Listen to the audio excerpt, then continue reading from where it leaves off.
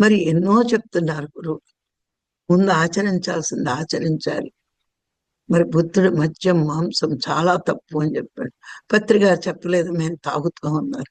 కానీ మహాభారతం భాగవతం చెప్పింది కదా, మందు తాగడం కూడా మహాపాపం అని.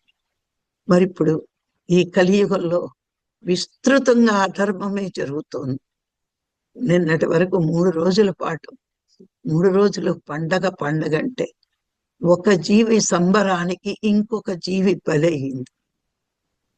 ఎన్ని పందాలు.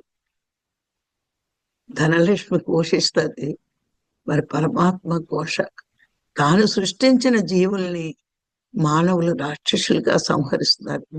ఇక్కడ ధర్మం ఎక్కడుంది? ఎన్నో శాస్త్రాల ద్వారా, ఎందరో మహాత్ముల ద్వారా ధర్మం అంటే ఏంటో మనకు తెలియపరిచారు. బుద్ధుడు పుట్టిన భూమి, 10 అవతారాలు భూమి మీదకి వచ్చి ధర్మం అంటే ఇక్కడే పుట్టిన ఈ భారతదేశంలో ధర్మానికి అర్థం తెలిసిన ఇక్కడ ధర్మ మార్గంలో పయనించడం మానేసి మనిషికున్న క్షణిక ఆనందం కోసం కొన్ని జీవుల్ని శాశ్వతంగా చంపేశారు.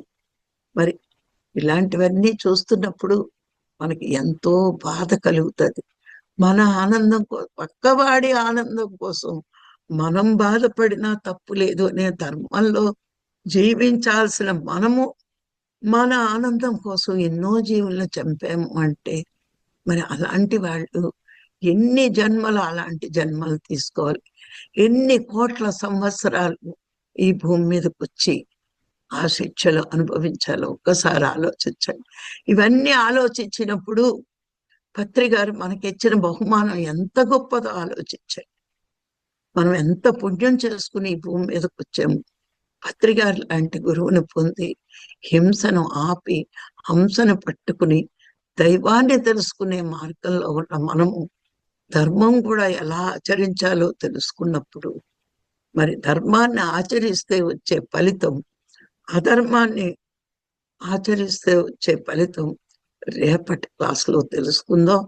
మరి ఈరోజు ధర్మం అంటే ఏంటి? ఒకటేనండి, ధరించబడితే ధర్మము. ధర్మ జీవితం అంటే ధార్మికమైన జీవితం.